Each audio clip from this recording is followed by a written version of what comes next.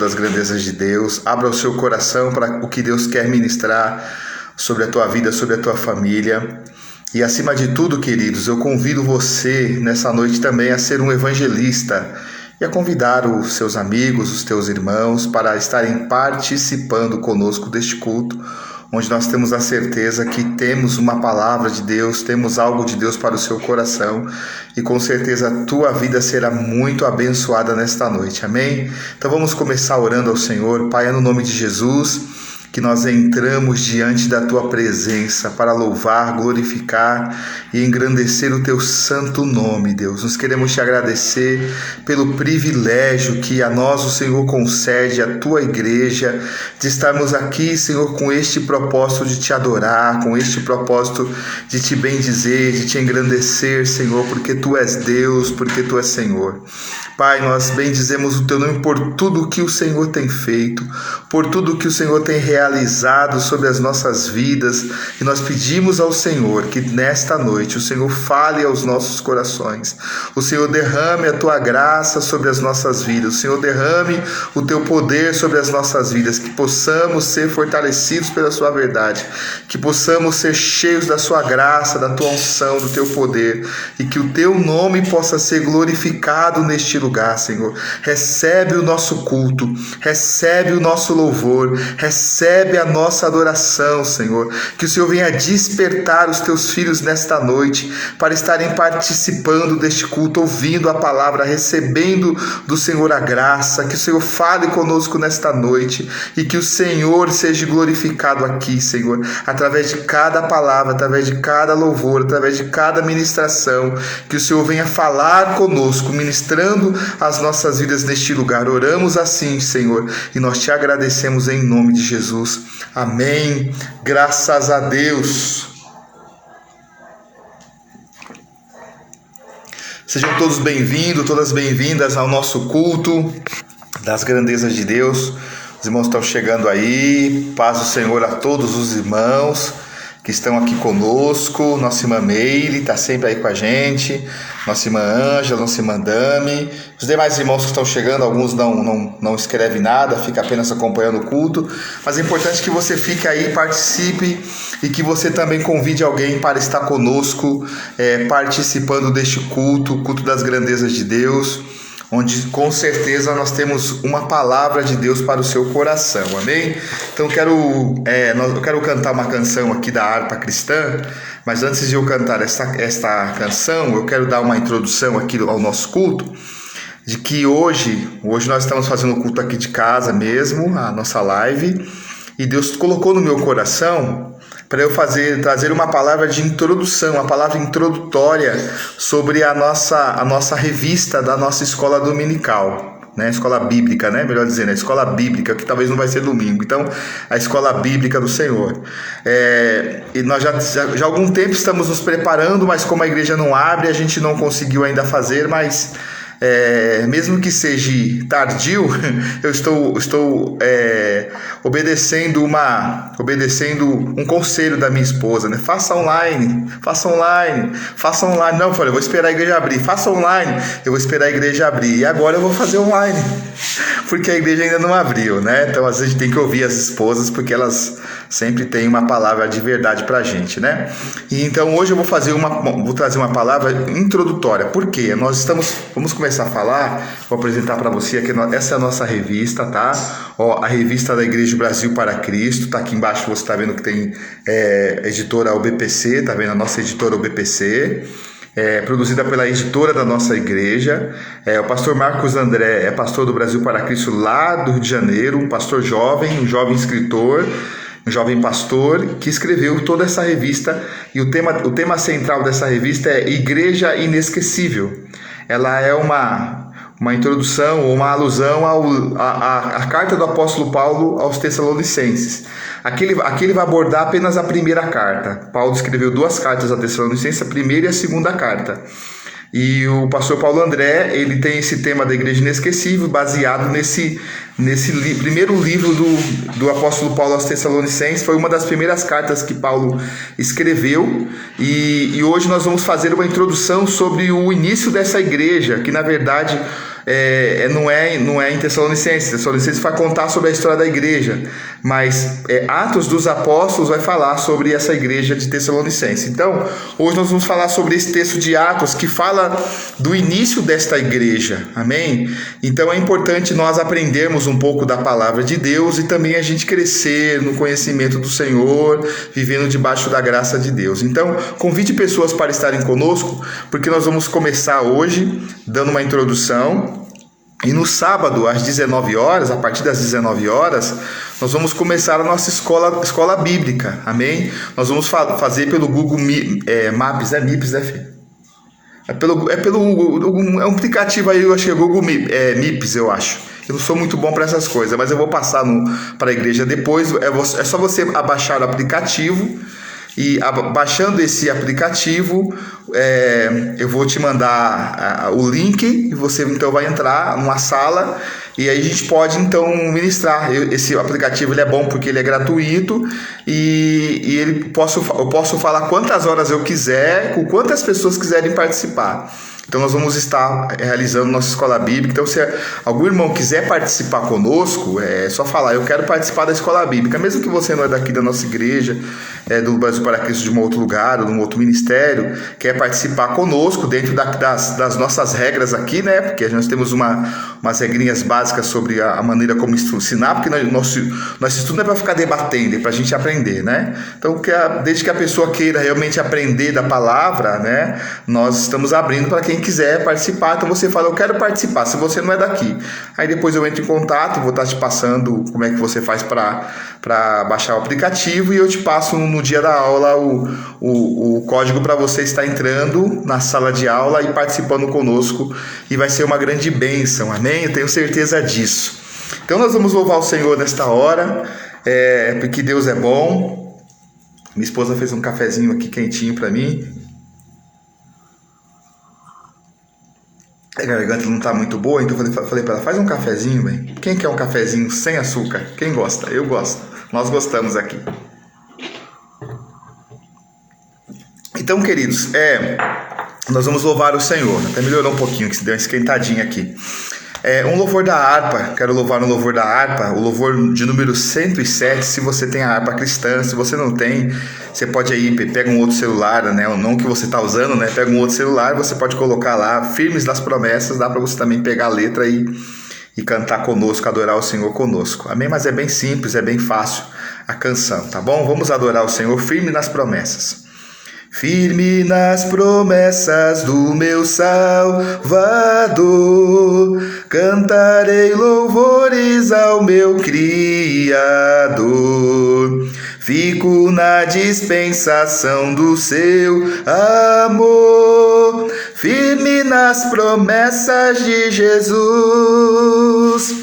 Firme, firme, firme nas promessas de Jesus, o Cristo. Firme, firme, sim, firme nas promessas de Jesus. Firme nas promessas, hei de não falhar, quando as tempestades vêm me assolar. Pelo verbo vivo hei de batalhar, firme nas promessas de Jesus. Firme, firme, firme nas promessas de Jesus, o Cristo. Firme, firme, sim, firme nas promessas de Jesus. Firme nas promessas, sempre vejo assim, purificação no sangue para mim.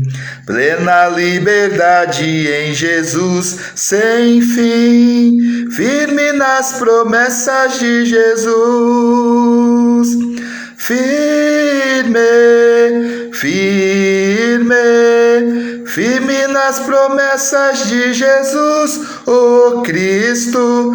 Firme, firme, sim, firme nas promessas de Jesus. Firme nas promessas do Senhor Jesus, em amor ligado com a sua cruz. Cada dia mais alegro-me na luz, firme nas promessas de Jesus. Firme, firme, firme nas promessas de Jesus, oh Cristo, firme, firme, sim, firme nas promessas de Jesus. Amém. Glória a Deus. Como é bom, né, queridos, adorar o Senhor, louvar ao Senhor com canções tão antigas, mas tão atuais também, que expressam essa graça do Senhor. E é muito bom poder louvar, poder adorar o nosso Deus, porque Ele é digno de todo louvor, de toda adoração. Amém? Quero cantar mais uma aqui, de número 124. 124, amém? Muito bom essa canção também. Louvado seja o nome do Senhor. 124, adoração, nome da canção. Adorai-o, Rei do universo, terra e céu, cantai o seu louvor. Todo ser no grande mar submerso, louve ao dominador. Todos juntos o louvemos, grande Salvador e Redentor. Todos o louvemos, Régio dominador. Adorai-o, anjos poderosos, vós que sua glória contemplai. Vós remidos, já vitoriosos, graças em dele mais. Todos juntos o louvemos, grande Salvador e Redentor. Todos o louvemos, Régio dominador. Sol e lua, coros estelares, sua majestade anunciai. Hostes grandes, centos de milhares, o seu poder mostrai. Todos juntos o louvemos, grande Salvador e Redentor. Todos o louvemos, Régio dominador.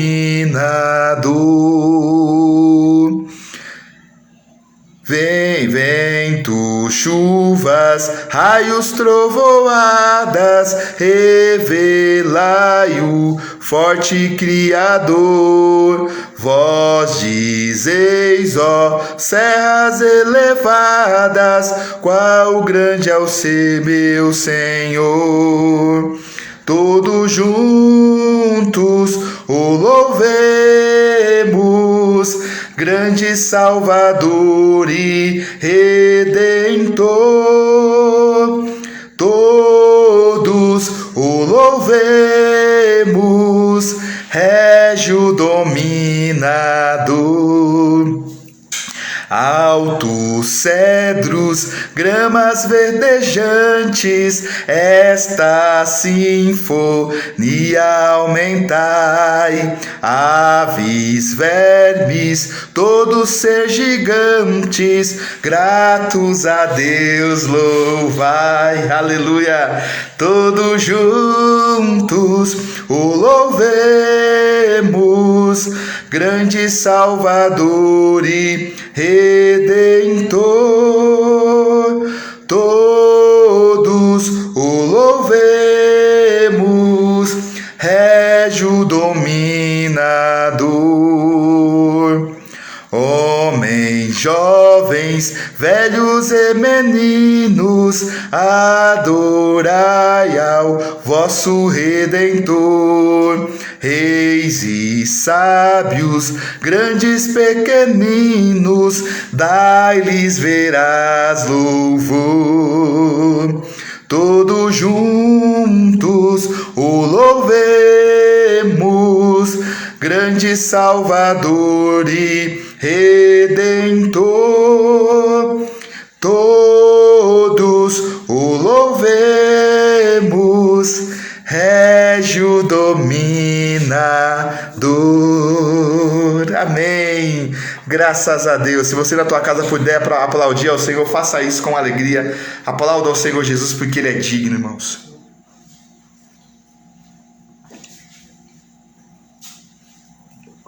Nós glorificamos a Deus nessa noite, por tudo que Ele tem feito, por tudo que Ele vai fazer. Alguns irmãos chegando aqui, eu vi o pastor Kleber Souza, meu grande amigo, intercessor, companheiro de palavra.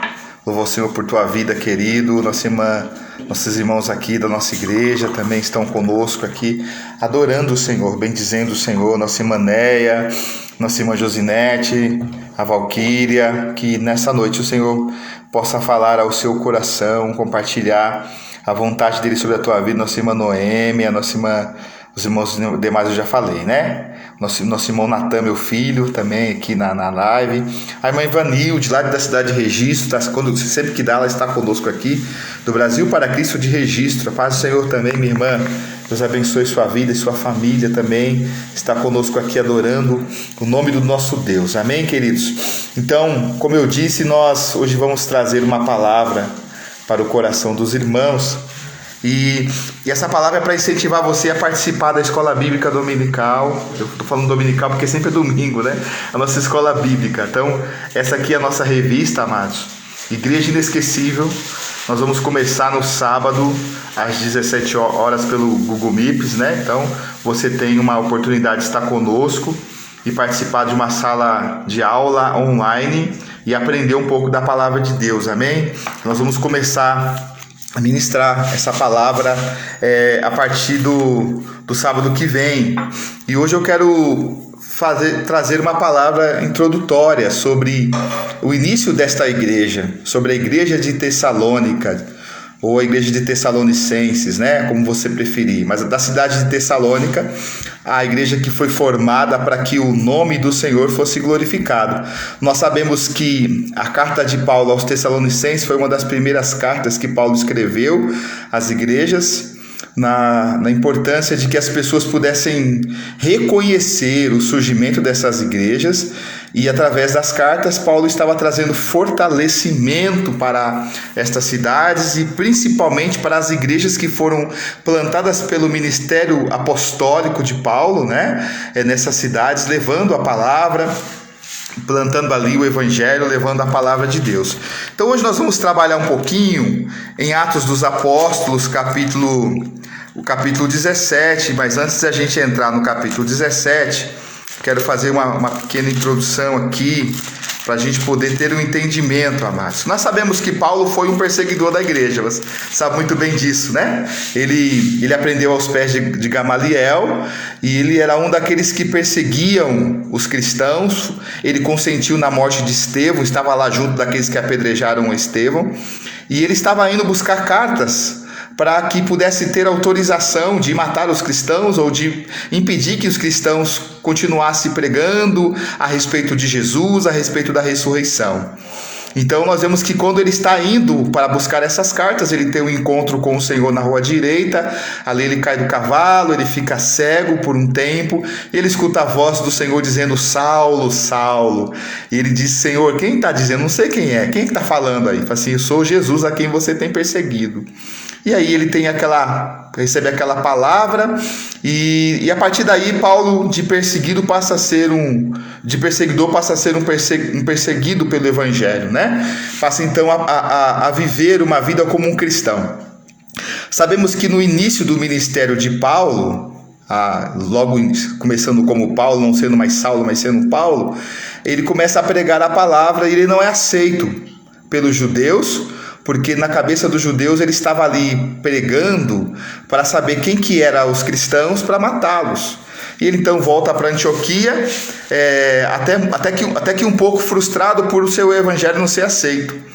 Passa um tempo, Deus envia Barnabé para buscar Paulo, e Barnabé traz Paulo novamente para o meio dos apóstolos ali, e depois de um tempo eles são preparados e são enviados para a sua primeira viagem missionária. No capítulo 14 vai falar sobre essa primeira viagem missionária, em que Paulo e Barnabé são enviados para pregar a palavra, para começar então, no capítulo 13, eles são enviados para a sua primeira viagem missionária.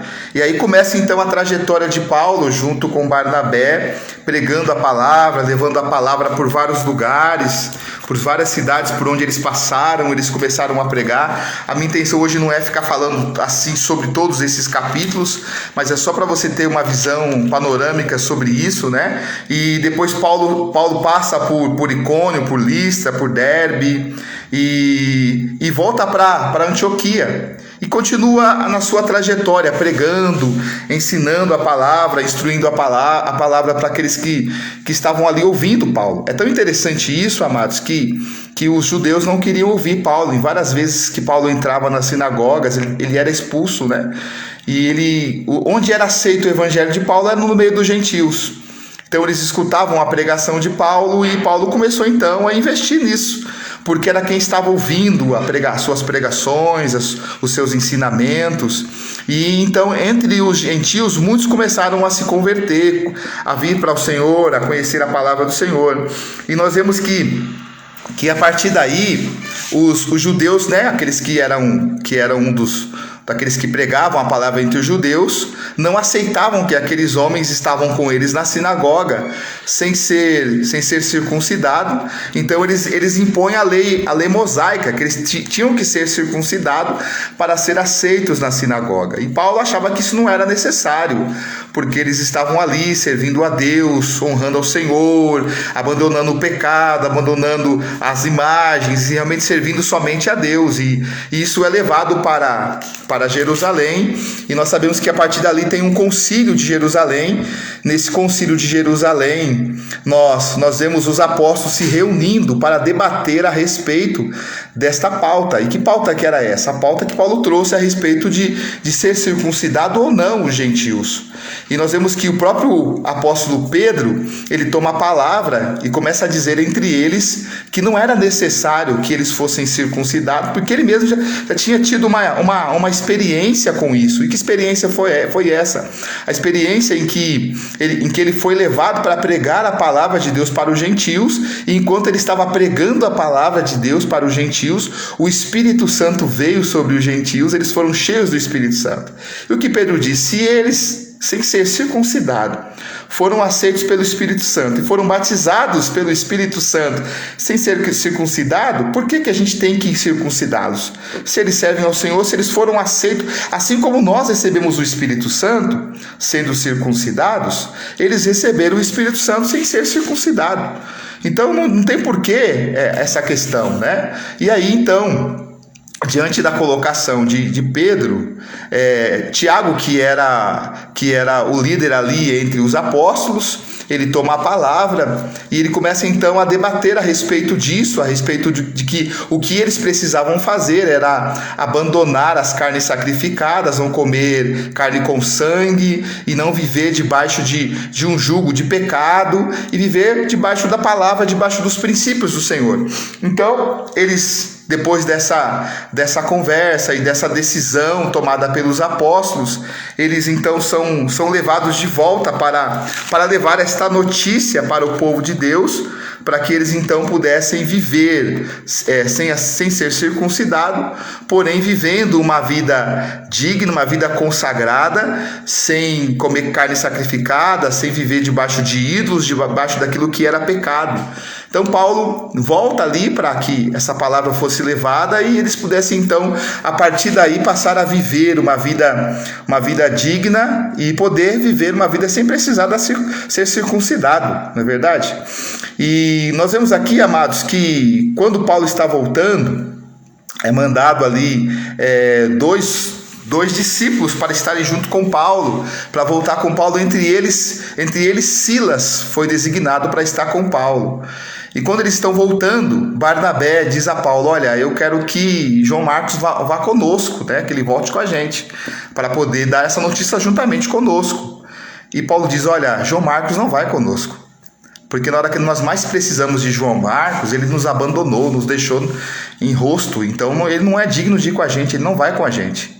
E Barnabé: não, mas eu quero que ele vá conosco. E teve uma pequena discussão entre esses dois discípulos que andavam juntos, e Paulo diz: não vai. E Barnabé falou: mas eu quero que ele vá. Mas não vai. Então se ele não for, também não vou. Então você segue o seu caminho, eu vou seguir o meu caminho.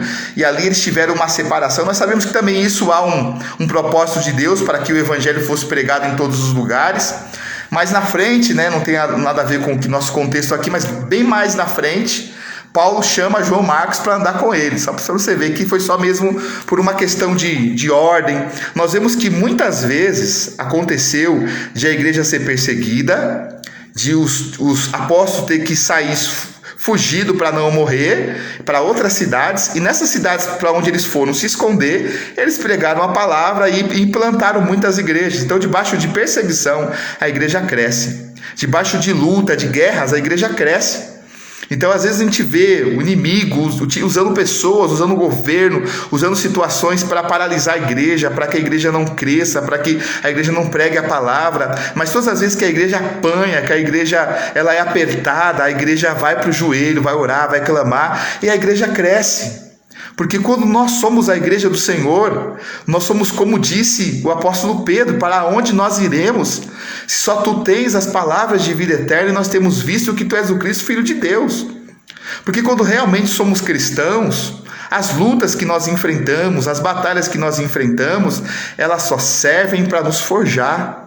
Elas só servem para nos preparar, para nos fazer crescer, para que a gente cresça debaixo da palavra, debaixo da graça do Senhor, e possamos viver uma vida santa e consagrada diante de Deus. E esse é o propósito do coração de Deus, de nos fazer crescer, de nos fazer avançar, né, amados? Então nós vemos aqui que depois dessa separação, Paulo ele segue na sua segunda viagem missionária aqui, capítulo 15, versículo 40, e Paulo, tendo escolhido a Silas, partiu encomendado pelos irmãos a graça de Deus, e passou pela Síria e Cilícia, confirmando as igrejas. No capítulo 16, aí nós vemos mais um discípulo vindo para trabalhar com Paulo, né? E chegou a Derbe e Listra, e eis que estava ali um certo discípulo por nome Timóteo, filho de uma judia que era crente, mas de pai grego, do qual davam um bom testemunho os irmãos que estavam em Listra e Icônio. Paulo quis que este fosse com ele, e tomando-o, o circuncidou por causa dos judeus que estavam naqueles lugares, porque todos sabiam que seu pai era grego. E quando ia passando pelas cidades, lhes entregavam para serem observados os decretos que haviam sido estabelecidos pelos apóstolos e anciãos em Jerusalém, de sorte que a igreja era confirmada na fé, e cada dia crescia em número. E passando pela Frígia, pela província da Galácia, foram impedidos pelo Espírito Santo de anunciar a palavra na Ásia. E quando chegaram a Mísia, intentavam ir para a Bitínia, mas o Espírito de Jesus lhe impediu, e tendo passado por Mísia, desceram a Troade. Então nós vemos aqui toda a trajetória de Paulo, terminando a sua primeira viagem missionária, começando a sua segunda viagem missionária. Olha a estratégia desse homem de Deus, né? Eu vou falar um pouquinho sobre isso, porque a base da onde Paulo ia sempre era as sinagogas. Todas as vezes que Paulo começava numa cidade a pregar a palavra, ele ia para uma sinagoga. Então Silas era um judeu, circuncidado, mas Timóteo não era circuncidado. Então ele circuncidou Timóteo, porque onde ele entrava, quem não era circuncidado não podia entrar. Então ele tinha que estar circuncidado para ser aceito pelos judeus. para que não tivesse nenhum tipo de problema, né? Não que ele não teria problema, porque teve muitos problemas, mas esse tipo de problema ele não ia ter, porque ele fechou a brecha, ele teve a estratégia do Senhor.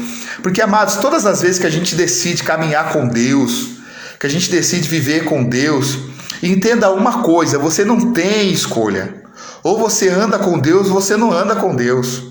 Não tem escolha. A gente quer viver uma vida como o mundo, viver como o mundo vive, fazendo as coisas que o mundo faz e ser cristão. Não dá, irmãos, não dá. Ou nós somos de Cristo ou nós não somos de Cristo. Não tem como a gente cochear em dois pensamentos, né? Como disse Elias, ou é Baal ou é Deus. A quem que você vai servir, não é verdade? Então essa é uma decisão que nós precisamos tomar, sempre tomar as decisões certas e caminhar com o Senhor, fazendo a vontade do Senhor. Então nós vemos que Paulo, ele tinha uma estratégia. Qual era a estratégia de Paulo? Saindo dali, ele queria ir para a Ásia, porque estava mais perto, ele queria continuar ali pelaquela região, ele já estava perto daquela região. Então ele queria partir para a Ásia, ali a Ásia Menor, e continuar pregando ali a palavra em toda aquela região asiática ali. Mas aí, enquanto ele estava se preparando, ele foi impedido pelo Espírito Santo para continuar indo para onde ele estava pensando ir. E então o Espírito Santo, não, você não vai, quero que você passe a Macedônia. Ele teve uma visão, dizendo: passa a Macedônia e ajuda-nos. Ele entendeu que havia um propósito, um plano de Deus, de que ele não fosse para a Ásia, mas que ele fosse para a Europa, pregar o evangelho lá. E nós vemos aqui nesse capítulo que nós lemos, versículo 6, versículo 8, vai falar justamente sobre isso, ele sendo impedido pelo Espírito Santo de pregar a palavra na Ásia e ir para a Europa pregar a palavra de Deus.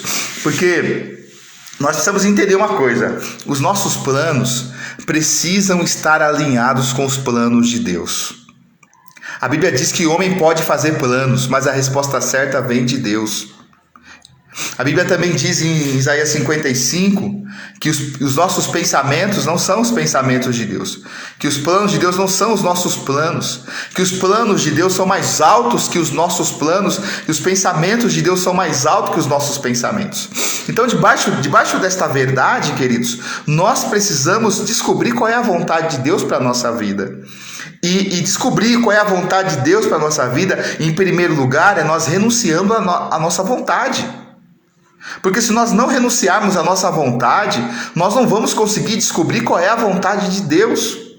Porque quando a palavra de Deus em Romanos 12 fala que nós temos que não nos conformar com este século, mas transformar a nossa mente. O que é a transformação da mente? É nós tirarmos da nossa mente o nosso plano. Nós tirarmos da nossa mente o nosso projeto e colocarmos em nossa mente o plano de Deus, renovar a mente, para que nós possamos receber ou conquistar aquilo que é a boa, agradável e perfeita vontade de Deus. E isso só acontece quando nós renunciamos a nós mesmos, as nossas vontades, e aceitamos viver debaixo da vontade de Deus, debaixo dos planos do Senhor. Porque os planos de Deus, eles devem prevalecer sobre a vontade humana. Então, em primeiro lugar, nós precisamos entender isso. Os planos de Deus devem prevalecer sobre a vontade humana. Então, se nós não entendermos isso, mas isso aí é para quem é pastor, é para quem é presbítero, é para quem é missionário, para quem vai largar tudo. Não, é para quem é salvo. Porque quem é salvo, quem é cidadão do céu, não tem mais prazer neste mundo, querido. Não tem mais prazer nas coisas deste mundo. E as vontades da carne precisam ser sacrificadas, precisam ser mortificadas. Nós temos que mortificar a nossa carne com as suas paixões, diz a palavra. Porque a palavra fala que nós não temos que amar o mundo e nem o que há no mundo, porque quem ama o mundo, o amor de Deus não está nele.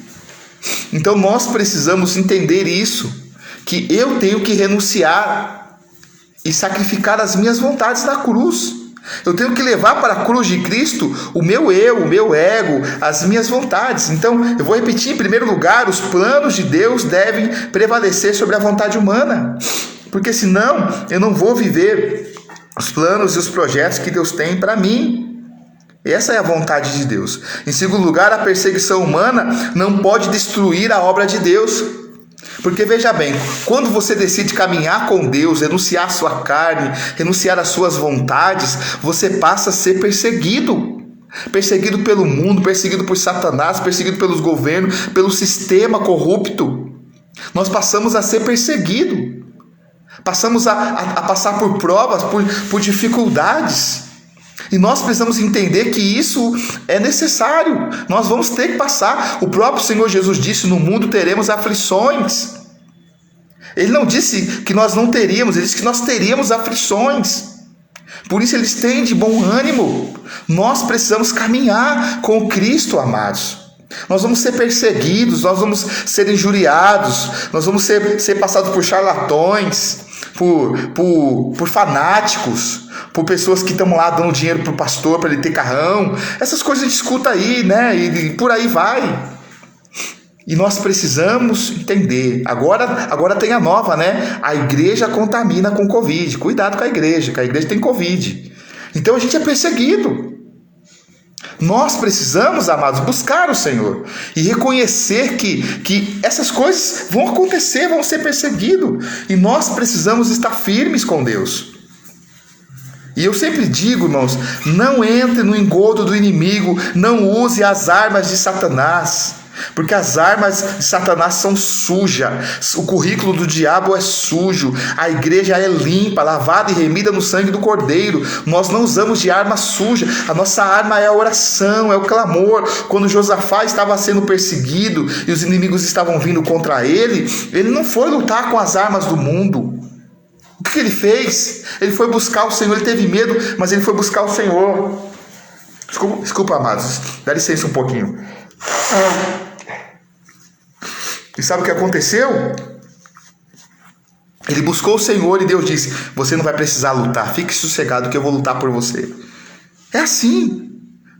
Então nós precisamos entender isso, amado. Nós vamos ter luta, nós vamos passar por prova. Não adianta não, mas esse negócio de ser crente, fazer as coisas de Deus. Eu quero ser um crente aqui quietinho, eu entrego meu dízimo, eu vou para a igreja na ceia, tá tudo certo. Eu não tenho problema com ninguém, não gosto de ter briga. Não é ter briga, irmãos. Você tem que escolher de que lado você está. Não dá para você ser um camaleão, se infiltrar no meio do mundo para ninguém saber que você é crente, para você não ser perseguido, não, irmãos. Você tem que, se você puder até escrever uma camiseta bem grandona, escreve: eu sou cristão. Mas as pessoas têm que ver isso em você, porque nós seremos perseguidos, e isso não tem para onde correr. A perseguição humana não pode destruir a obra de Deus. Ainda que somos perseguidos, a Bíblia diz que as portas do inferno não prevalecerão contra a igreja do Senhor. Porque qual era o propósito de Deus aqui? A evangelização, de que pessoas fossem evangelizadas, de que pessoas fossem restauradas pelo Senhor.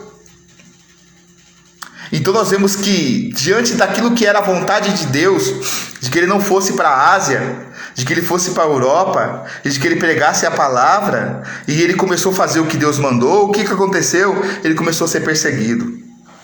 Aí, muitas vezes, a gente pode pensar assim: peraí, se ele está fazendo a vontade de Deus, se ele está pregando a palavra de Deus, se Deus é o Senhor da igreja, por que a igreja tem que sofrer tanto? Por que tem que passar por tantas lutas assim? Por que tudo isso? Porque a Bíblia diz que o mundo jaz no maligno, que o príncipe deste século é Satanás.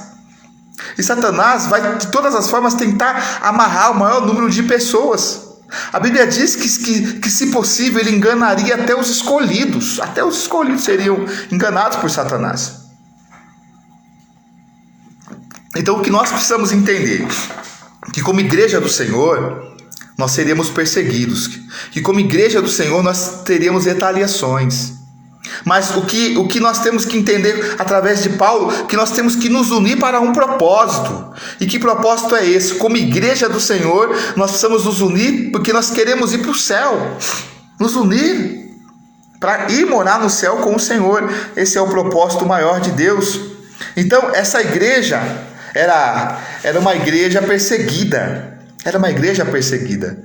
E nós vemos que Paulo, ele está então entrando para começar a pregação do evangelho numa cidade de Tessalônica. E quando ele está entrando nesta cidade, coisas começam a acontecer, nós vamos falar um pouquinho sobre isso.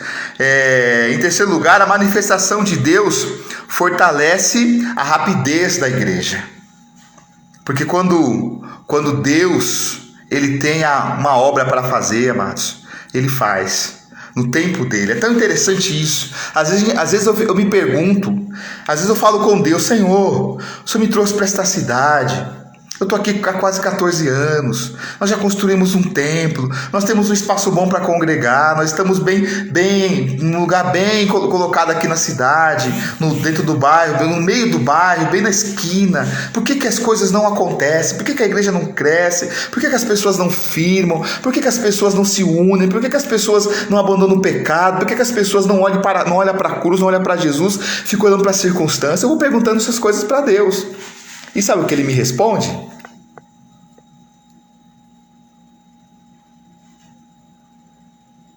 É isso aqui que você viu. Ele fica em silêncio. Ele não diz nada. E aí o que eu vou fazer? Vou pegar minha mala e vou embora? Não. Por quê? Porque a obra é de Deus. O tempo é de Deus. Irmãos, não estou reclamando não. Mas às vezes eu mando mensagens para os irmãos, perguntando alguma coisa da igreja e tal. E sabe o que acontece? Ninguém responde. Ninguém fala nada. Irmãos, se você viu lá a minha fala, o meu aviso, dá um joia para eu saber que você está sabendo, para depois você não ficar sem saber o que está acontecendo na igreja. Ninguém fala nada. E passa dias e dias e ninguém fala nada. Aí alguém precisa de um conselho, alguém precisa de uma orientação pastoral, e aí coloca lá, manda para mim no WhatsApp. Às vezes eu estou resolvendo outra coisa, eu até li, mas como eu tenho que pensar no que eu vou responder, eu não respondi, então a pessoa, ele visualizou e não respondeu, a pessoa vai e apaga a mensagem. Mas ele viu e não respondeu, então ele não quer responder. Então as pessoas, elas querem as coisas imediatas, mas elas não querem passar, não querem esperar.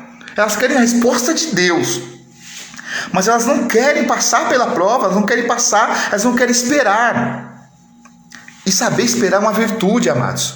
Quando nós esperamos o tempo de Deus, nós crescemos e amadurecemos na fé. Porque nem sempre a resposta vai vir na hora. Às vezes eu não respondo na hora porque eu não tenho a resposta. Mas você não é pastor? Sim, mas eu sou homem. Eu jamais vou te dar uma resposta que Deus não mandou te dar. Então vai ter momento que eu vou ler a tua pergunta e não vou falar nada, eu vou ficar quieto. Porque eu estou orando. Eu não fiz pouco caso. Eu estou orando para que a resposta venha de Deus para você. Porque eu posso te engabelar, te dar qualquer resposta, mas aí vai resolver o seu problema? Não vai. Porque o que salva, o que transforma não é fábulas. O que salva, o que transforma é a palavra genuína, que traz transformação, que traz mudança. E essa palavra que nós temos todos os dias. Então, nós vamos falar aqui, a partir de sábado, pelo aplicativo, da Igreja Inesquecível, que é esta igreja que foi formada aqui a partir do capítulo 17. E eu quero começar lendo aqui este capítulo para você, capítulo 17 de Atos. Eu vou ler 9 versículos aqui, do versículo 1 até o versículo 9, diz assim, capítulo 17 de Atos. E passando por Anfípolis e Apolônia, chegaram a Tessalônica, onde havia uma sinagoga de judeus. E Paulo, como tinha costume, foi ter com eles, e por 3 sábados disputou com eles sobre as Escrituras, expondo e demonstrando que convinha que o Cristo padecesse e ressuscitasse dos mortos. E este Jesus que vos anuncio, dizia ele, é o Cristo. E alguns deles creram e ajuntaram-se com Paulo e Silas, e também uma grande multidão de gregos religiosos e não poucas mulheres distintas. Mas os judeus desobedientes, movidos de inveja, tomaram consigo alguns homens perversos dentre os vadios e juntando o povo, alvoroçaram a cidade e, assaltando a casa de Jasson, procuravam tirá-los para junto do povo. Porém, não os achando, trouxeram Jasson e alguns irmãos à presença dos magistrados da cidade, clamando: este que tem alvoroçado o mundo, chegaram também aqui. Os quais Jasson recolheu todos estes procedem contra o decreto de César, dizendo que há outro rei, Jesus. E alvoroçaram a multidão e os principais da cidade que ouviram estas coisas. Tendo, porém, recebido satisfação de Jasson e dos demais, o soltaram. Então eu quero começar a falar aqui a respeito desta cidade de Tessalônica. Paulo estava na sua segunda viagem missionária. Ele já tinha recebido uma palavra de Deus para não ir para a Ásia, mas ir para a Europa. E agora ele estava indo para a cidade de Tessalônica. E entrando na cidade de Tessalônica, o que ele fez? Ele procurou rapidamente uma sinagoga, como eu disse aqui no começo, que era por onde ele começava a pregação, a exposição das suas pregações. Era sempre por uma sinagoga, por ser um cidadão judeu e por ser um conhecedor da lei judaica, porque aprendeu aos pés de Gamaliel. Ele sempre ia para uma sinagoga para começar por ali, em todas as cidades que ele ia, para pregar e para ministrar a palavra do Senhor, né? Então nós vamos aprender algumas lições a respeito desta vinda de Paulo para Tessalônica e para esse tempo de pregação que durou 3 semanas, ele pregando a palavra. Depois ele ficou por mais um tempo por ali, mas essa pregação durou umas 3 semanas mais ou menos ali pela sinagoga, ele pregando e trazendo a palavra do Senhor. Em primeiro lugar, nós vemos a estratégia missionária de Paulo. Os versículos 1 e versículo 2 vai falar aqui, ó, e passando por Ampípolis e Apolônia, chegaram a Tessalônica, onde havia uma sinagoga de judeus. E ele foi para lá, para aquela sinagoga, né? Verso 2, ó.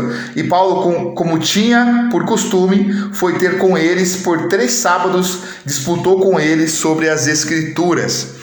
Porque nas sinagogas funcionavam assim, ficava lá os canons, e quem quisesse ler e fazer a explicação, podia. Hoje em dia, por as polêmicas que a gente tem, isso não pode ser feito. Já pensou se deixar a Bíblia no altar? Quem quiser ler e pregar aqui, pode vir pregar? Já pensou na salada que vai acontecer, né? E antes era assim, você é judeu, então você pode vir pregar, pegar a palavra e você pode ler um texto e colocar a sua explicação. Nós vemos o exemplo de Jesus, lembra disso? Quando Jesus entrou na sinagoga e deram a ele o livro para ler, ele pegou o livro de Isaías e leu Isaías 61, porque o Espírito do Senhor Deus está sobre mim, porque me ungiu para pregar. Então ele deu esse texto, ele fechou e disse: hoje está se cumprindo esta palavra.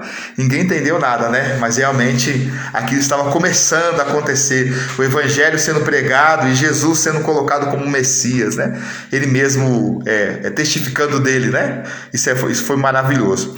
Então aqui nós vemos a estratégia que ele usa. E quais eram as estratégias? Primeiro, ele sempre ia para uma sinagoga, porque era onde tinha as pessoas que ele se identificava. Porque qual era a pregação de Paulo? Ele pregava sobre os hebreus e trazendo a história dos hebreus, ele vinha falando porque a história dos hebreus aponta para o Messias. Todos os judeus entendem isso, que a história dos hebreus vai apontar para a vinda de um Messias, né? Só que os judeus, eles não acreditam que Jesus Cristo, né, ele é o Messias.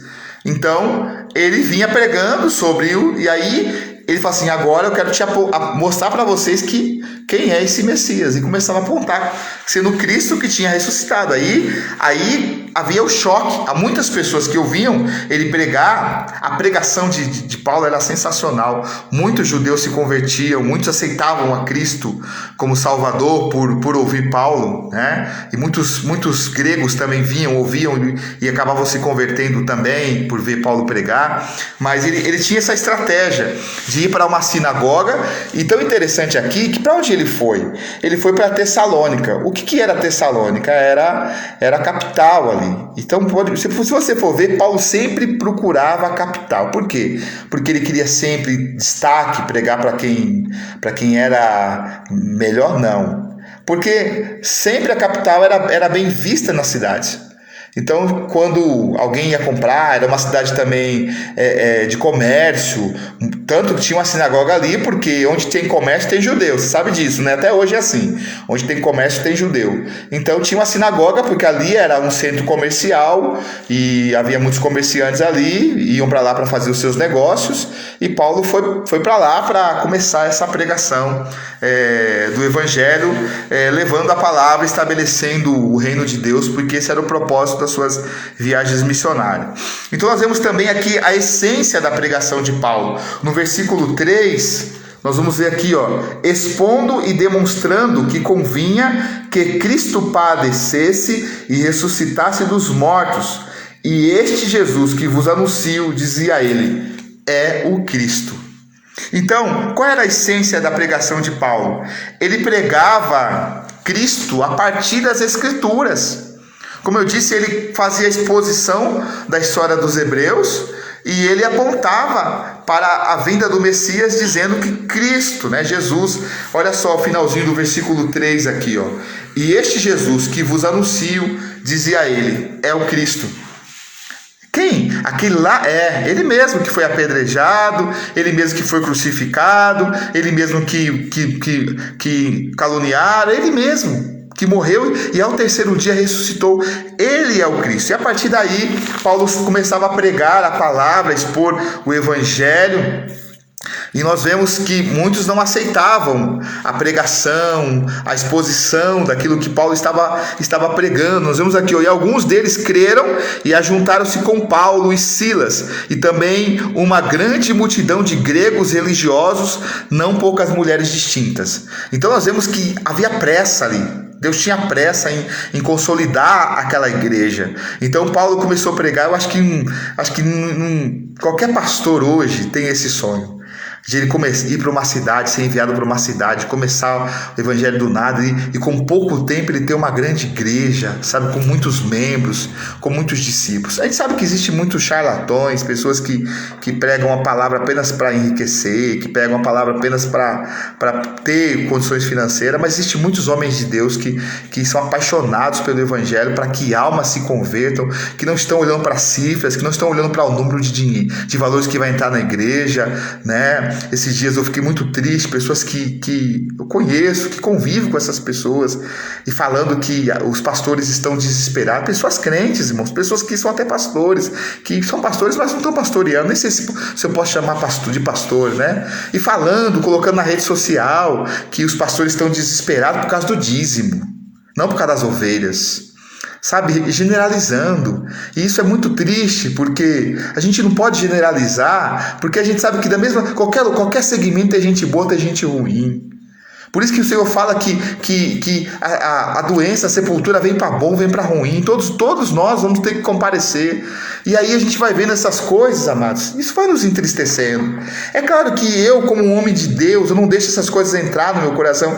A minha tristeza é de saber que essas pessoas estão erradas e que elas estão prejudicando elas mesmas, né? Porque o evangelho elas não vão conseguir prejudicar. Aqueles homens de Deus que são realmente de Deus não serão prejudicados, porque existe foco, nós temos foco. O nosso foco é cuidar das vidas, é levar a palavra, é trazer salvação, sabe? Nós vamos discutir hoje de tarde eu estava vendo duas velhinhas na feira e brigando e discutindo com o ministro Gilmar Mendes lá. Ele estava na feira, é você mesmo, e começou a xingar ele, porque ele tentando se disfarçar, dizendo que não era ele. É você mesmo, eu conheço. Começou a brigar com o homem, ele ficou sem graça e fugiu da feira e foi embora.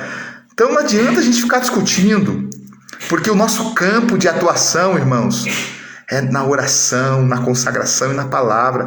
Esse é o nosso campo de atuação, de continuar fazendo exposição bíblica, e foi o que Paulo fez a respeito de Jesus.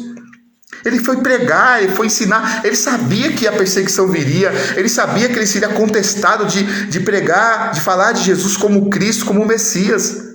Mas ele não estava preocupado com a perseguição, ele não estava preocupado se ele ia ser tido como um herege. Ele estava pregando a palavra, porque ele acreditava nisso, irmãos. Se você crê em Jesus, se você crê na palavra, não tenha medo. Seja um expositor bíblico, seja um exegeta, alguém que prega a verdade, alguém que defende a fé. Nós não defendemos a fé com panelaço, nós não defendemos a fé gritando nas redes sociais, nós defendemos a fé pregando a palavra de Deus e tendo uma vida de consagração e de separação. É assim que nós defendemos a nossa fé. Então nós temos aqui dois pontos que nos chamam a atenção nesses versículos. Primeiro, a pregação do evangelho deve ser bíblica e racional. Então, ela tem que ser uma pregação bíblica. E nós vemos aqui, expondo e demonstrando que convinha que Cristo padecesse e ressuscitasse dos mortos. E esse Jesus que vos anuncio, dizia ele é o Cristo. No versículo 2 aqui, um pouquinho mais para trás, disputou com ele sobre as Escrituras. Então Paulo estava conversando com os judeus sobre as Escrituras, e a partir das Escrituras ele pregou sobre Jesus Cristo crucificado. Havia uma seita entre os judeus que não aceitavam a ressurreição de mortos, que eles não acreditavam na ressurreição de mortos, e para eles era uma blasfêmia pregar sobre ressurreição de mortos. E o que Paulo estava pregando? Jesus tinha ressuscitado, ele vive, ele ressuscitou. Essa era a verdade que estava sendo pregada, amados, e essa é a verdade que nós precisamos pregar, precisamos levar para todos, em todos os lugares por onde formos, temos que levar a palavra do Senhor. Então nós vemos aqui que a pregação do Evangelho deve ser bíblica e racional. Em segundo lugar, Paulo não mudou a mensagem. Ele continuou pregando sobre Cristo e o Cristo ressurreto, o Cristo ressuscitado. Eu quero ler dois textos aqui. O primeiro está em 1 Coríntios, capítulo 15, versículo 3.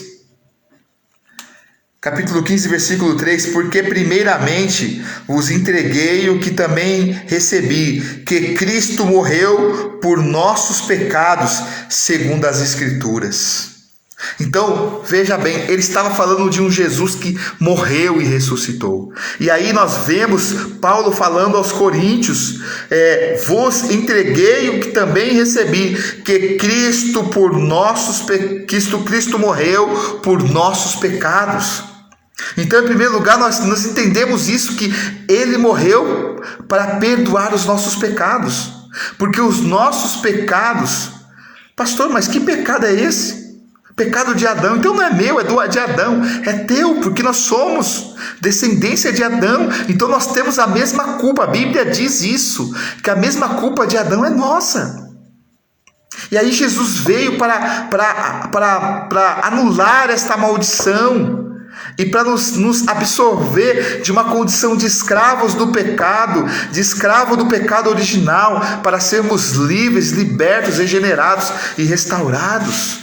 Essa é a verdade, e nós precisamos viver por esta verdade, amados, por essa verdade que cura, por essa verdade que liberta. Então ele morreu pelos pecadores. Em Romanos capítulo 4, versículo 25, deixa eu ler aqui para você, estamos caminhando praticamente para o final, tá? 4:25, diz assim... Vou ler o 24. Mas também por nós, a quem será tomado em conta, os que cremos naquele que dos mortos ressuscitou a Jesus, nosso Senhor, o qual por nossos pecados foi entregue e ressuscitou para a nossa justificação. Então, Paulo estava falando de um Jesus que morreu, mas também estava falando de um Jesus que ressuscitou. E esses dois textos, 1 Coríntios 15, 3, fala que ele morreu pelos nossos pecados. E Romanos 4, 25 diz que ele ressuscitou para a nossa justificação. Então a ressurreição de Jesus nos justifica. Nós somos justificados porque Jesus não está morto. Ele vive, queridos. Ele ressuscitou. E porque ele ressuscitou, ele pagou o preço da nossa redenção. Nós somos redimidos em Jesus pela cruz. Isso é maravilhoso. Oh, glória! Porque nós fomos libertos. Então, o impacto desta pregação de Paulo em Tessalonicense trouxe resultados muito interessantes aqui. Então, vamos falar um pouquinho sobre o impacto dessa pregação. A sua pregação ela foi eficaz. No versículo 4, e alguns deles creram e ajuntaram-se com Paulo e Silas, e também uma grande multidão de gregos. Então, alguns judeus se converteram, e também muitos gregos vieram. Mas sabe o que acontece? Quando a igreja começa a crescer, quando o evangelho começa a ser propagado, as perseguições aumentam, as calúnias aumentam. Às vezes nós estamos preocupados com coisas banais. com coisas que vão ficar. É tempo de nós olharmos para Jesus, olharmos para a verdade e vivermos debaixo da verdade do Evangelho, da verdade da palavra de Deus. Então nós vemos aqui que o impacto da pregação de Paulo, a sua pregação foi eficaz.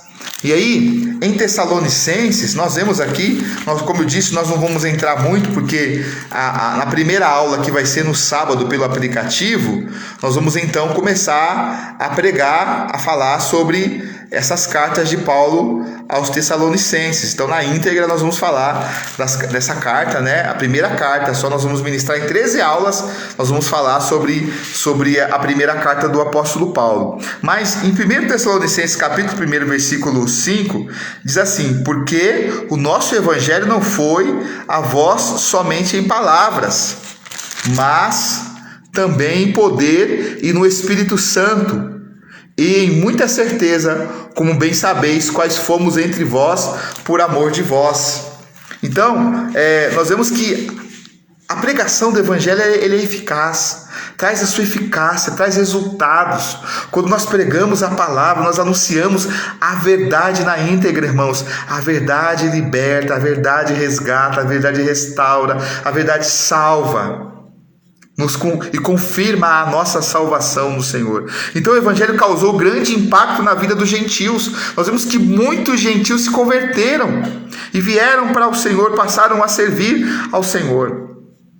É bem verdade que Paulo deve ter passado mais tempo em Tessalônica, né? Porque se a gente for ver aqui, quando Paulo está diante dos irmãos de Filipenses, ele diz assim: olha, ninguém se associou comigo no dar e receber como vocês, que mandaram donativos para mim lá em Tessalônica. Isso está lá em Filipenses 4, versículo 15, versículo 16. Nós vemos Paulo falando a respeito disso, a respeito de ele receber os donativos para custear o seu tempo ali, que estava ali, e para abençoar as famílias que estavam sendo salvas naquele lugar também.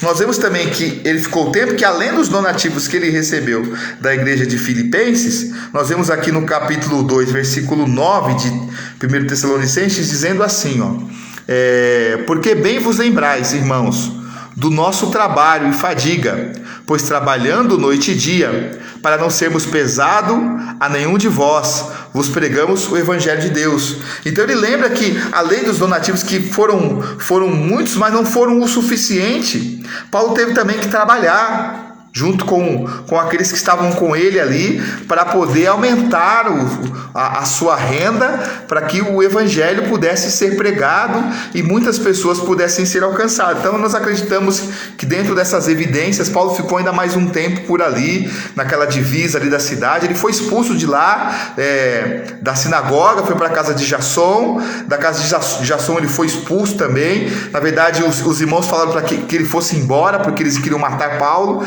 Quem acabou apanhando foi Jasson, junto com os irmãos ali. Foi difícil para eles, acabaram levando a surra que era para Paulo, né? E então a gente vê o tamanho da perseguição. Eles apanhavam, eles eram presos, eles eram colocados em tronco. E sabe o que eles faziam depois disso? Ia adorar, louvar. Hoje em dia, irmãos, existe muito crente melindroso, recebendo a verdade. Muitos pastores, eu falei para mim que esse ano de 2021 eu não vou pisar em ovos, eu vou pregar a verdade, vou ficar com conversa. Eu nunca fiquei, agora que eu não vou ficar mesmo, né? Porque sabe o que acontece, amados? Às vezes a gente fica, mas se eu for falar, o irmão vai ficar chateado, vai sair da igreja. Se você não fala, ele sai do mesmo jeito, irmão. Ele ainda sai falando mal porque você não cuidou. Então nós temos que falar a verdade. Se ele chorar, se ele reclamar, o problema é dele. Nós temos que pregar a verdade. Nós temos que expor a verdade. E se a verdade for denunciar o pecado de alguém, irmãos, isso é bênção. Se a pessoa não abandonar o pecado, em vez de ele abandonar o pecado, ficar chateado porque o pecado dele foi denunciado, e ele falou, vou sair da igreja, o pastor foi duro comigo, ele nunca vai crescer, ele nunca vai viver a verdade. Porque quando a palavra é pregada, irmãos, nós precisamos entender que quando a palavra ela vem e ela dói, é porque Deus ama, porque Deus corrige o filho a quem ama. Então entende isso, nós vamos viver esta verdade, vamos viver debaixo desta palavra, debaixo desse evangelho eficaz. Então nós vemos que o evangelho causou grandes impactos sobre os gentios. Eles foram realmente ali alcançados pela pregação de Paulo. Em quarto lugar, nós vemos a resistência à pregação de Paulo. Houve muita resistência ali. No versículo 5, versículo 6, vai falar sobre essa resistência. Mas os judeus desobedientes, movidos de inveja, tomaram consigo alguns homens perversos dentre os vadios e, ajuntando o povo, alvoroçaram a cidade e, assaltando a casa de Jasson, procurava tirá-lo para junto do povo. Porém, não os achando, trouxeram Jasson e alguns irmãos à presença dos magistrados da cidade, clamando estes que têm alvoroçado o mundo, chegaram até aqui.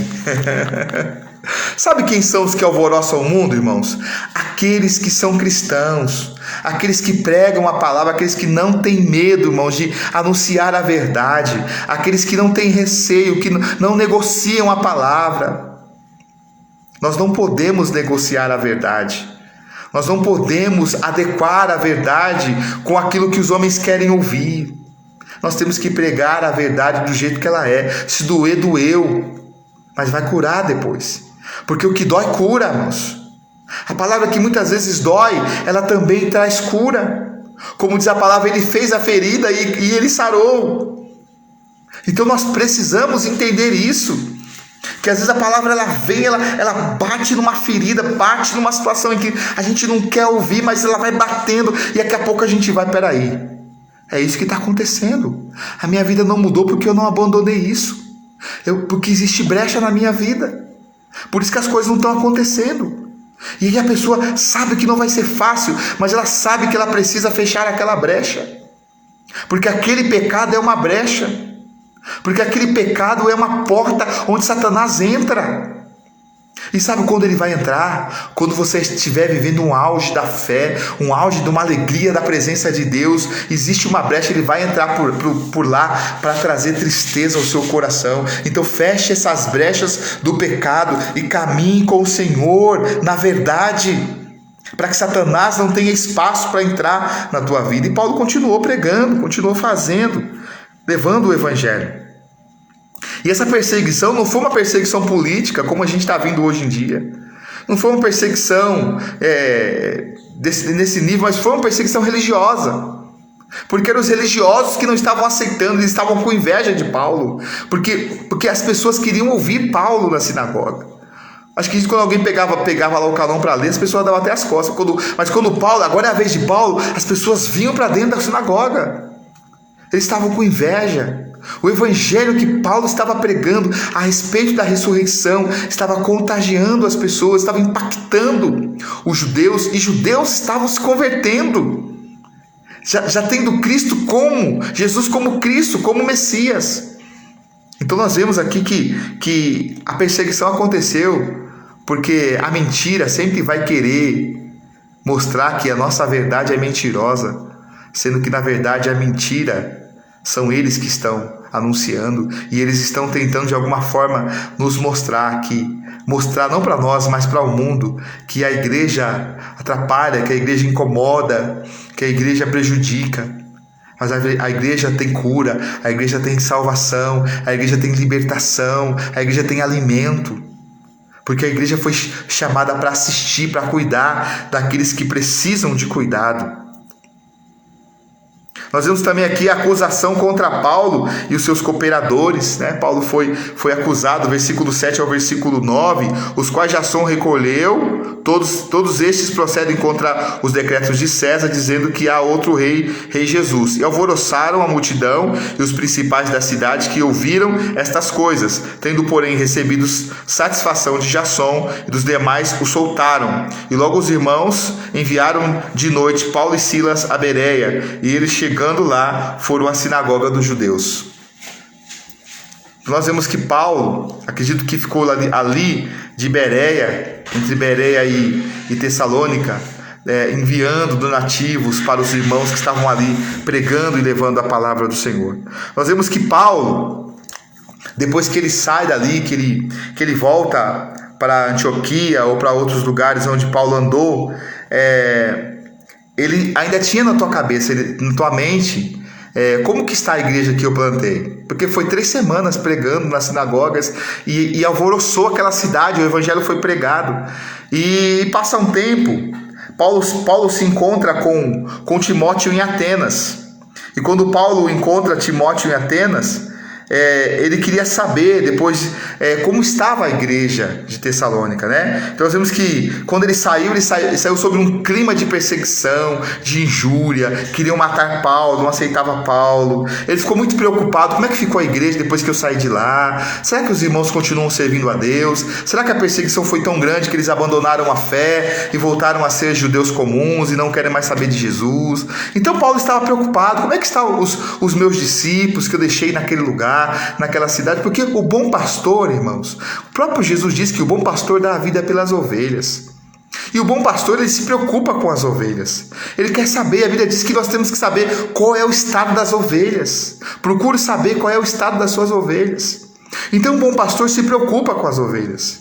Para onde elas vão, para onde elas vêm, se preocupa com o rastro do lobo, para o lobo não matar as suas ovelhas. Ele tem preocupação, ele está sempre usando o cajado para lutar contra o lobo, para proteger as ovelhas, para trazê-las para o aprisco, porque ele tem preocupação com as ovelhas. E Paulo, como um bom pastor, estava preocupado com as ovelhas. E como ele sabia que Timóteo tinha passado por lá, ele então pergunta para Timóteo: como é que está lá Tessalônica, que nós deixamos, como ficou a cidade, né? Como é que está a cidade ali? Então ele estava preocupado em saber como é que estava a Tessalônica. Então quando ele encontra com Timóteo, ele queria saber. Então em 1 Tessalonicenses capítulo 2, eu vou ler aqui para você, versículo 1 ao versículo 5, diz assim: porque vós mesmos, irmãos, bem sabeis que a nossa entrada para convosco não foi vã, mas havendo primeiro padecido e sido agravado em Filipos, como sabeis, tornamo-nos ousados em nosso Deus, para vos falar o evangelho de Deus com grande combate, porque a nossa exortação não foi com engano, e nem com imundícia, nem com fraudulência, mas como fomos aprovados de Deus, para que o evangelho nos fosse confiado. Assim falamos, não como para agradar aos homens, mas a Deus que prova o nosso coração. Porque, como bem sabeis, nunca usamos de palavras lisonjeiras, nem houve um pretexto de avareza. Deus é testemunha. Então, ele fala aqui na sua carta, falando a respeito de como ele implantou essa igreja, da preocupação que ele tinha com a igreja. Então quando Timóteo começa a falar de como está a cidade, eu não vou falar isso hoje, porque na primeira lição da nossa revistinha, a gente vai falar sobre o início dessa carta de Paulo, ele escrevendo a carta, ele recebendo as informações de Timóteo, e aí com as informações de Timóteo, ele começa a escrever as cartas, né? É tão interessante que Paulo começa primeiro, no primeiro capítulo de 1 Tessalonicenses, pontuando aquilo que era de bom da igreja. Ele começa a se alegrar da maneira como a igreja estava andando na palavra, reconhecendo Jesus como Cristo e tal. Então ele vai pontuando aquilo que ele recebeu de informação de Timóteo, de como a igreja estava caminhando, e isso alegrou muito o coração de Paulo. E ele começa na carta pontuando isso, louvando a Deus pela maneira como estava a igreja. Mas também Paulo, nos capítulos 3, 4, nós vemos Paulo falando também de algumas coisas que ele ouviu de Timóteo que preocupou Paulo. Então ele pontua também nessa carta alguns exemplos, alguns conselhos, principalmente a respeito da ressurreição de mortos. Eles tinham muita dúvida a respeito disso, desse ponto. Então acredito que no capítulo 4 nós vamos falar bastante sobre isso, né? sobre a ressurreição de mortos. E então Paulo vai trazendo nas suas cartas conselhos, e vai trazendo conteúdos bíblicos, conteúdos da palavra de Deus sobre essas verdades que eles estavam errando ali. Então Paulo vai trazendo como um bom pastor essa palavra, esse aconselhamento, então essas cartas de Paulo aos Tessalonicenses vai justamente falar sobre como agora está a igreja de Tessalônica, depois de Paulo ter passado por lá, ter implantado a igreja, de um tempo muito rápido ele plantou e a igreja cresceu, e é uma igreja apaixonante, né? Nós vemos aqui que o tema central é a igreja inesquecível. Nós vamos estar falando sobre isso. Eu vou aqui para você ficar com um gostinho de quero mais. As 13 lições que nós vamos ministrar é dependência de Deus, lição 1, o valor de um bom referencial, lição 2, o ministério inesquecível, lição 3, o ministério inesquecível, parte 2, lição 4, um cristão diferenciado, lição 5, o ser humano por trás do título, lição 6, crescimento espiritual, lição 7, a realidade da morte, lição 8, a cronologia de um dia glorioso, lição 9, a repentina volta de Jesus, a lição 10, como não ser pego desprevenido na volta de Cristo, lição 11, a boa convivência entre os irmãos, lição 12, o cultivo de uma vida cristã saudável, lição 13. Então nós vamos estar compartilhando essas lições e eu tenho certeza que Deus vai falar muito ao teu coração. E eu quero fechar aqui esta mensagem dizendo uma coisa para você, que Deus ama o teu povo,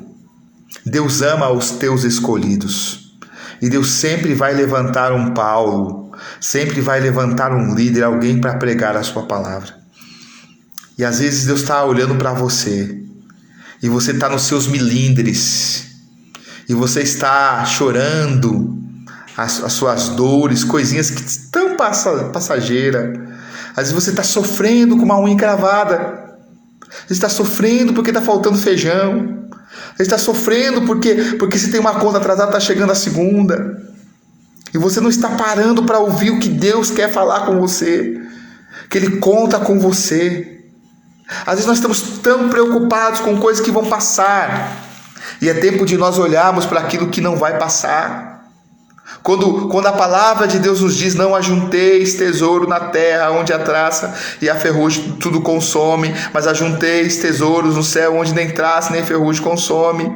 Nós precisamos começar a plantar para a nossa vida no céu, porque enquanto nós ficarmos ansiosos com as coisas desta terra, nós não vamos conseguir enxergar qual é o verdadeiro propósito de Deus para as nossas vidas.